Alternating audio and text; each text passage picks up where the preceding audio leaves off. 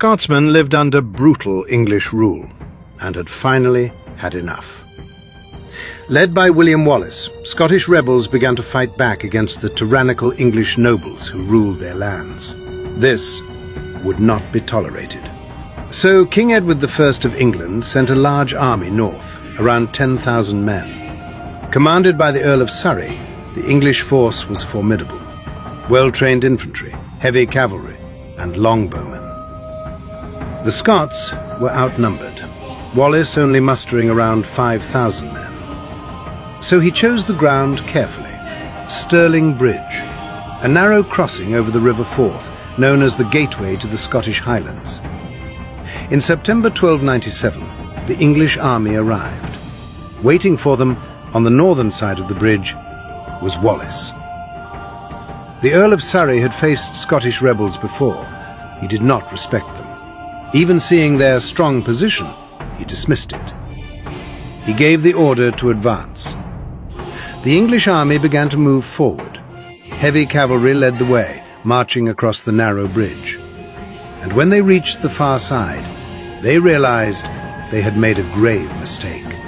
The English cavalry surged forward, charging straight into the Scottish schultrons, walls of long spears.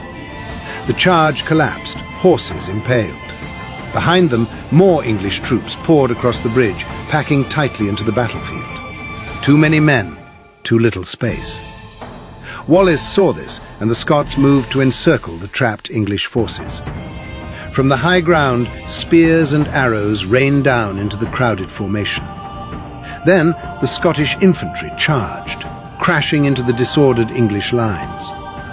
In the chaos, the English knight, Sir Hugh Cressingham, was cut down, dragged from his horse and killed.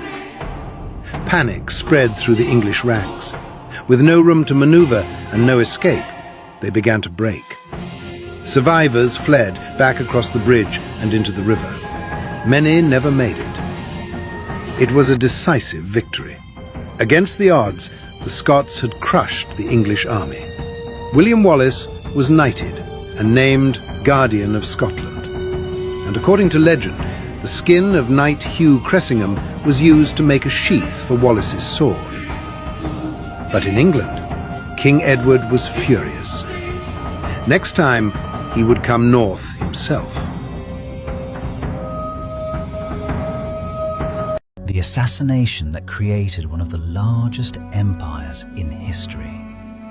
King Philip of Macedon had just replaced Alexander the Great's mother with a much younger, more beautiful wife, and she bore him a son. This son threatened Alexander's succession. So to ease tensions, King Philip organized a wedding spectacle meant to unify his empire. It ended in blood. Philip stood before Greece, the crowd roaring his name as he rose to address them. A bodyguard rushed forward, steel flashed. The king fell. Blood spread across white cloth, and the theater dissolved into chaos. The assassin was killed almost instantly, and Alexander's most loyal warriors closed ranks around the young prince, in case he was next.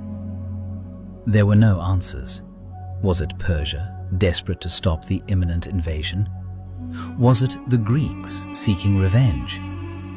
Or was it Olympias, a scorned ex-wife hell-bent on securing her son's throne? We do not know. What we do know is this: young Alexander did not hesitate. He gathered his elite bodyguards and seized the capital. Any rival who posed a threat was eliminated. No one was spared.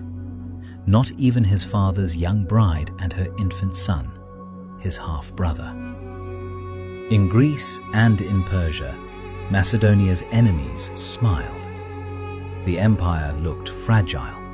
A 20-year-old on the throne, no experience, at the helm of what had once been an unstoppable machine. Surely, they thought, this was their chance. What they did not realize was that the crown had just fallen onto the head of one of the greatest military minds the world would ever know.